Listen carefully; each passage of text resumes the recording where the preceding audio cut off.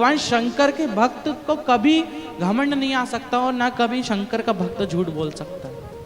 किसी की भलाई के लिए झूठ बोल रहे हो तो चलेगा,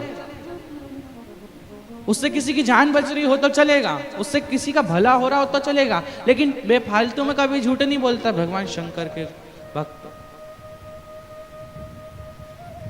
भगवान भोलेनाथ के भक्त कभी अहंकार नहीं करते, भगवान शंकर के भक्त कभी घमंड नहीं करते, भगवान शंकर के भक्त कभी झूठ नहीं बोलते। और भगवान शंकर के मंदिर जा रही हो ना तो भगवान शंकर से कहना, ओ भोलेनाथ एक कृपा करना मुझ पर, एक वर मुझे देना, एक आशीर्वाद मुझे देना कि जब मेरे मन में अहंकार आए, जब मेरे मन में घमंड आए तो उस दिन मुझे कुछ ना कुछ सबक जरूर सिखाना। और जब तुम ये भगवान शंकर से मांग रही हो ना तो भगवान शंकर आएंगे।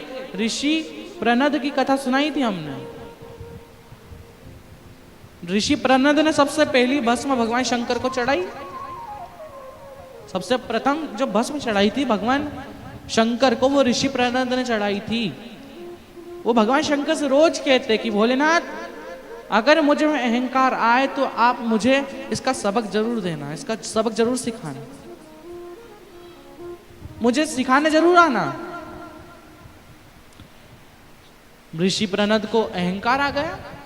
जैसे ही उंगली कटी उसमें से फूल पत्तियों का रस बहने लगा। इतने फूल पत्ती ऋषि प्रनद ने खाए थे कि खून बहना तो बंद हो गया था, नसों में रक्त की जगह फूल पत्तियों का रस बह रहा।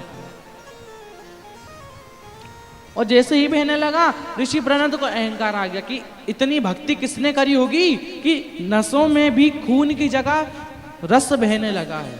इतनी भक्ति कौन कर सकता है? मैं ही हूं जो ऐसी भक्ति कर सकता हूं, मैं ही हूं जो ऐसी भक्ति में इसको धारण कर सकता हूं। भगवान शंकर ने देखा कि इसको आज अहंकार आ गया है, ऋषि प्रनद को आज अहंकार आ गया। ये मुझसे रोज कहते हैं कि जब मुझे अहंकार आए तब मुझे सबक जरूर सिखाना। भगवान शंकर आ गए एक बूढ़े का रूप धरकर। प्रनद, ऋषि प्रनद उन्हें दिखा रहे हैं कि देखो मेरी नस में से खून की जगह फूल पत्तियों का रस बह रहा है। ऋषि प्रनद को बूढ़े बाबा उंगली काट कर दिखाते हैं। जैसे ही उंगली काटते हैं वो बूढ़े बाबा जो खुद भगवान शंकर थे, उनके खून की जगह भस्म बह रही। और वो भस्म जैसे ही बाहर निकली ऋषि प्रनद चरणों में पड़ गए। कहा, भोलेनाथ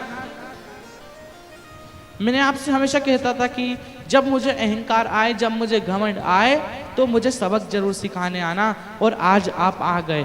वही भस्म उठाकर ऋषि प्रनद ने भगवान शंकर पर चढ़ा दी और सबसे प्रथम भस्म ऋषि प्रनद ने भगवान शंकर को चढ़ाई।